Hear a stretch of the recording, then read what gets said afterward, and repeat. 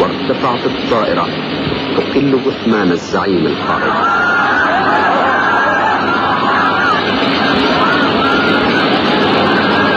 وكانت جماهير الشعب المخلص تلوح لأعز بنيها وأخلصهم وأصلبهم في النضال.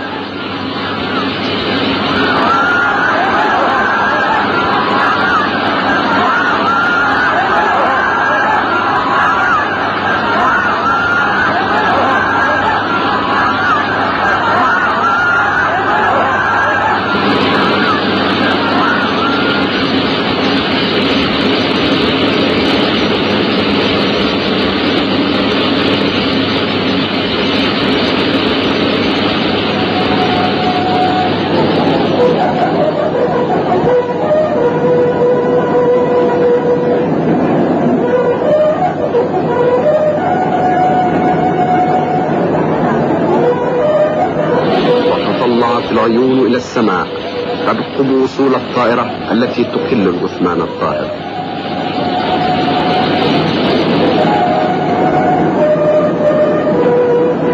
وحملت أوسمة ونياشين الرئيس الراحل الذي كان يتمتع بمكانة عالمية مرموقة.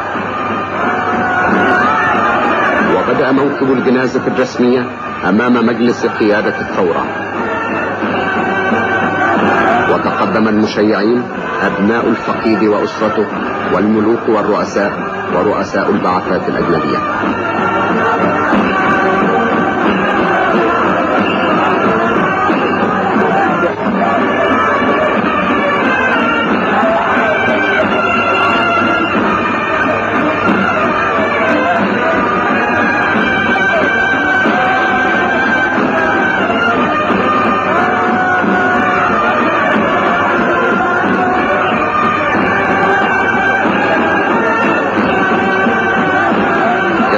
الشعب المصري والأمة العربية لأقوى المناضلين الروعة من كل وصف.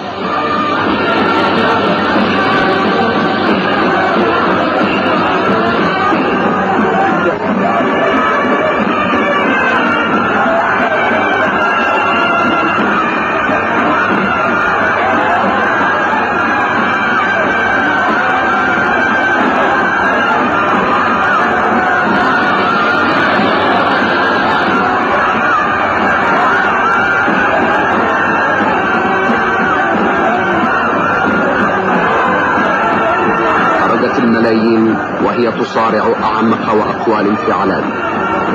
العمال الذين قضى على استغلالهم، الفلاحون الذين رفع هاماتهم، وسائر فئات الشعب العامل التي وحدها تحت راية النضال لتشق طريقها لبناء المجتمع المصري.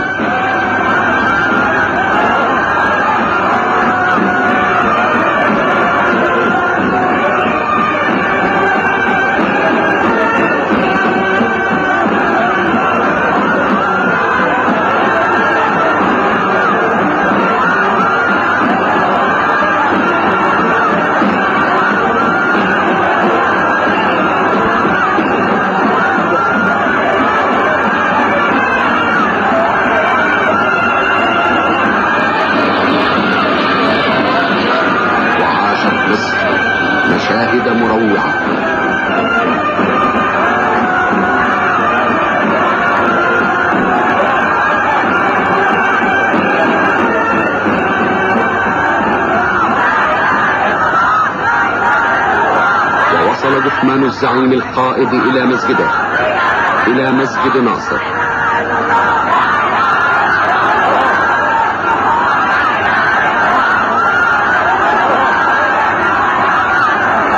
ودخل الجثمان إلى المسجد.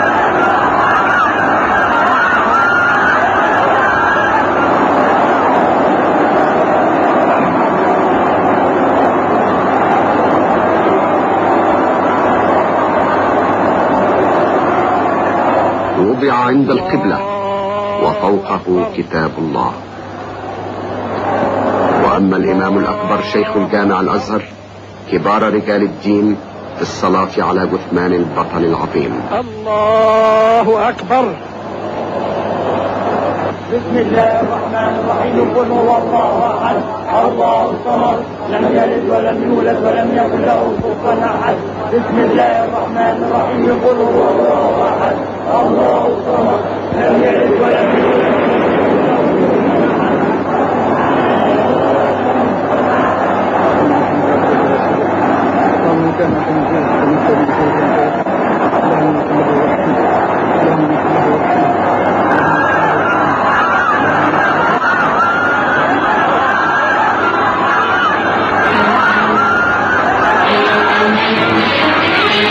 وولي قائد الشعب ورمز آماله وعنوان نضاله المحور الأخير وسط الشعب الذي أقسم رغم الحزن والدموع أن يحمل رايته من بعده، أن يعمق خط نضاله، أن يحمي مبادئه. إن الاستمرار في طريق عبد الناصر، طريق الكفاح والنضال، هو أعظم تكريم لذكراه، هو أجل وأكبر من الدموع والآلام، هو ما كان المعلم والقائد يدعون إليه.